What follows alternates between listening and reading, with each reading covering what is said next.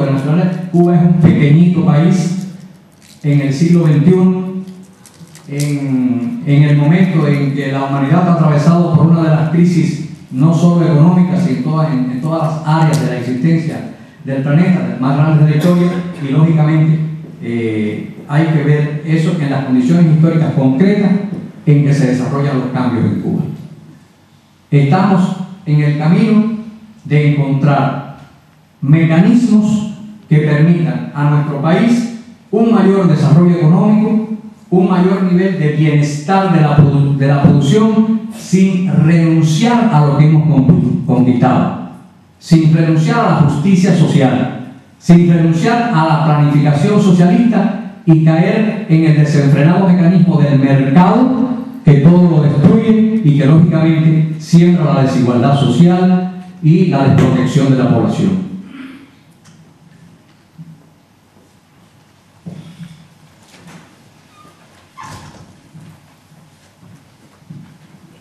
Buenas noches.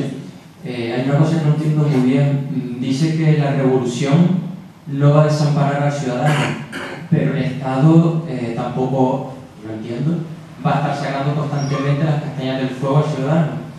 Sin embargo, si la revolución no desampara, ¿cómo se cristaliza la revolución? Es decir, porque yo pensaba que revolución y Estado en Cuba era lo mismo, pero ahora acabo de ver que evidentemente no es así. Bien, en realidad no hay ningún mecanismo que deje desempleado al trabajador. El hecho de que se racionalicen puestos de trabajo y se reoriente el trabajador hacia otro tipo de actividad no implica en ningún momento desamparo. Se ha definido claramente por la dirección de nuestro país que ningún trabajador quedará desamparado. Lo que sencillamente en Cuba se han creado conceptos que no son convenientes al desarrollo de la sociedad, el excesivo paternalismo, en aras de un sueño de justicia social que las condiciones económicas no nos han permitido realizar plenamente. Ahora se trata de reorientar a una parte de la fuerza laboral hacia los sectores donde es más necesario, hacia los sectores que contribuyen al desarrollo económico de la sociedad, que contribuyen a la producción de bienes materiales para mejorar las condiciones económicas de la sociedad. Se trata de reorientar la fuerza de trabajo hacia sectores más útiles, donde es necesario producir o brindar un servicio. Y que no hay ninguna contradicción entre Estado y revolución, así claro que es lo mismo. Yo no conocía hasta hace poco, algo que no he conocido gracias a compañeros y bueno, a estudiarlo también, el hecho de que en Cuba, con la intención de que, con la idea de justicia social, que es la que impulsa la revolución cubana, hay que decirlo así, me lo comentaban que incluso a veces se habían llegado a crear puestos de trabajo que no eran necesarios para justificar darle un salario a una persona. Obviamente esto se hace con la mejor intención, pero entiendo también que una economía debe funcionar de acuerdo produciendo bienes suficientes para satisfacer las necesidades básicas de la población.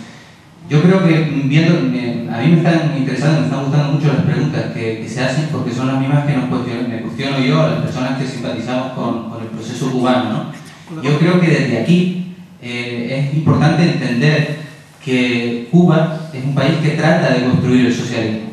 A veces se olvida que un país aislado no puede por sí solo construir el socialismo porque necesariamente necesita otros países con los que tener relaciones económicas que no se basen en los principios capitalistas, ¿no? Entonces creo que incluso a veces cuando se pinta a Cuba de una manera idílica o rosada, no se le hace ningún favor. Creo que lo que hay que entender es que se trata de un país que está aislado. Ahora con el ALBA se le abren nuevas posibilidades, pero es un país que está aislado, que hasta hace poco no tenía con quién intercambiar de manera, con relaciones económicas que no fueran las capitalistas, y en esas condiciones lo que se trata es de construir el socialismo en un camino que está lleno de zigzag, por supuesto que tiene peligro, y que en ningún caso creo que hasta que si se produzcan nuevas revoluciones en América Latina, Yo creo que eso sería lo que posibilitaría a Cuba continuar avanzando. Creo que si se entiende así, es como se puede educar, no pretender que Cuba sea pues, como un laboratorio, ¿no?, donde se dan relaciones estrictamente socialistas, ¿no? Sí, vamos a ver, tenía varias preguntas. Primero, me gustaría que se explicara en qué medida esta nueva orientación económica puede dar más salida a lo mejor a una producción en relación con los acuerdos que hay del agua, porque en relación con el mundo capitalista sigue el bloqueo, siguen las limitaciones y la comercialización es difícil, ¿no?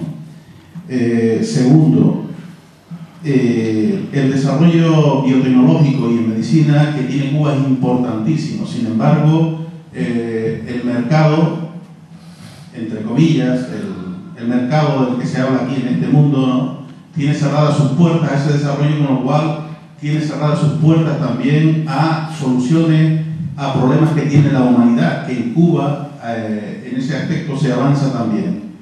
Tercero, la universidad, ¿en qué medida ha asumido esta nueva orientación económica y si está preparada? Porque es indiscutible que en Cuba la universidad generadora quizá de un talento impresionante, pero que no tiene salida dentro de Cuba, efectivas me refiero, y a veces tiene que recurrir a la migración económica, ¿no?, para desarrollar esas capacidades, quizás algo en medicina y en educación, por el concepto de solidaridad que yo comparto y que tiene Cuba, ¿no? Y dejo otras para otro momento. Sí, hablaba de la tecnología. Empiezo. A ver, usted dice que el mercado tiene cerrado sus puertas al desarrollo tecnológico. Bueno, yo no lo creo tanto, ¿no? La muestra está en Cuba que los productos biotecnológicos son la segunda entrada económica del país después del níquel. La producción de vacunas, la producción de medicamentos, por esta vía, la biotecnológica, que ha permitido un amplio desarrollo de la industria biofarmacéutica en Cuba y que ha sido acogida muy bien sus productos por muchos países del mundo, demuestra que sí, aunque, bueno, hay cosas que a muchas transnacionales no les conviene producir. Tal vez, digamos que no se ha hecho todos los esfuerzos del mundo para llegar a una vacuna contra el VIH, aunque yo no me atrevería a asegurar eso, pero pensemos que fuera así, porque en definitiva los medicamentos contra el VIH-Sida dan mucho más dividendos, y si haces una vacuna, pues evitas que no estoy diciendo que sea así, estoy poniendo un ejemplo hipotético que puede ser o no puede ser. Sin embargo, la producción de biotecnológicos en Cuba, especialmente los dirigidos a la salud pública, han permitido que muchos países de Latinoamérica que no tienen dinero para comprarle a las grandes transnacionales determinadas vacunas o medicamentos tengan acceso a estos productos e incluso a esta tecnología y a la instalación en sus países de plantas productoras de los productos cubanos con la asesoría del personal cubano. O sea, tampoco es tan fácil, porque hay una competencia importante y a veces para Cuba es muy complicado llegar al punto de poner un producto en el mercado, más los procesos que se necesitan en cada país de registro, etc.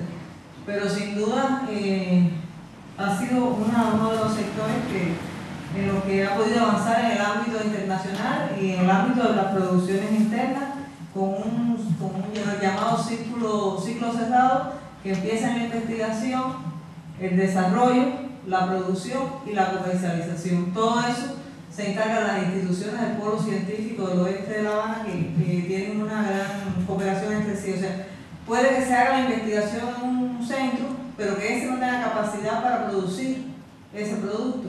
Pues entonces otro asume la producción y al final todo se hace en el ámbito de la total y más desinteresada colaboración, porque al final lo que quieren todos los que intervienen en ese proceso es que el producto cubano llegue a donde tiene que llegar y que además puedan salvarse vidas de personas facilitando estos productos para la prevención de enfermedades, etc. La universidad en Cuba es uno de los puntales científicos y bueno, informativos, por supuesto, del país, y también está vinculada a este tipo de proceso. ¿Cómo asume el cambio? Pues de esta manera que lo hemos explicado, no es un sector aparte, aunque ya sabemos que en la universidad están los más jóvenes, pero se incorporan a este proceso, por ejemplo, en estas discusiones de lineamiento, exponen sus puntos de vista. Hay quienes han dicho, pensamos que la investigación científica, que los científicos, que los que estamos en esto todo el tiempo, podemos incorporar mucho más a la economía nacional, podemos dar mucho más a la economía nacional, tenemos que organizar mejor todos estos engranajes para que nuestras investigaciones den un resultado positivo y puedan convertirse en un producto, o sea, en el objetivo por el que se inició la investigación. La universidad sin duda ha sido un puntal importante en esto y lo es, y bueno, para los planteamientos más nuevos, más los jóvenes que están siempre. No sé si la pregunta de la universidad era esa o es que usted se refería a algo concreto. De todas maneras, yo me parece entender por dónde él venía cuando hacía la pregunta de la universidad a tono con estos cambios se enfila cada vez más a la formación de profesionales dirigidos a aquellas esferas de la economía y de los servicios que sean más necesarios. Tenemos déficit de profesionales en algunos sectores, incluido el sector agropecuario. Hay que poner el énfasis en la formación de profesionales, de técnicos para el sector agropecuario. Hay que poner el énfasis en la formación de educadores. Hay que poner el énfasis en especialistas para el sector de la construcción, por ejemplo. Eso es lo que requiere el país. Mayor número de especialistas en aquellos sectores más requeridos de desarrollo y que más pueden representar también en función del desarrollo económico que nos proponemos. Usted se había preguntado en relación con el ALBA. Bueno, creo que ya hoy día en el mundo, a pesar del boicot informativo, la Alianza Bolivariana para los Pueblos de Nuestra América es bastante conocida. Es un proceso de integración, de reciprocidad comercial sin condicionamientos, donde se abren puertas al intercambio no desigual, como es en el mundo de hoy, sino a un intercambio realmente que tenga en cuenta a los países con menor desarrollo, que realmente esté determinado por los mecanismos de la solidaridad y la colaboración hacia aquellos que necesitan más del desarrollo.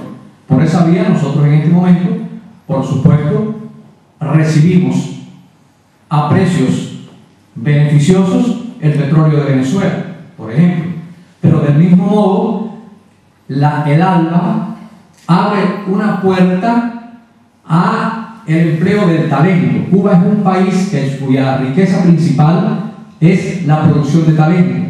Cuba ha desarrollado a través de sus centros de enseñanza, a través de su sistema educacional, decenas, centenares de miles de profesionales. Eso es conocido en el mundo. Y eso es hoy día un producto codiciado en el mundo. Hoy día se nos abren puertas para obtener beneficios económicos a partir del talento desarrollado por el país. Y la Alianza Bolivariana para los Pueblos de Nuestra América es una puerta. Tenemos decenas de miles de médicos, de técnicos, de otros especialistas en muchísimos países. En aquellos países más pobres, la solidaridad y el apoyo de Cuba llega gratuita e incondicionalmente. En aquellos países que tienen la posibilidad económica de pagar por nuestros servicios profesionales, pues lógicamente los pagan y con eso obtenemos dividendos para el desarrollo de nuestra economía. Yo quisiera hacer dos precisiones y una pregunta. En mi opinión, Cuba no está aislada. Cuba lo que está es bloqueada producto de una guerra económica. Las votaciones anuales en la Asamblea Nacional de Naciones Unidas demuestra esto.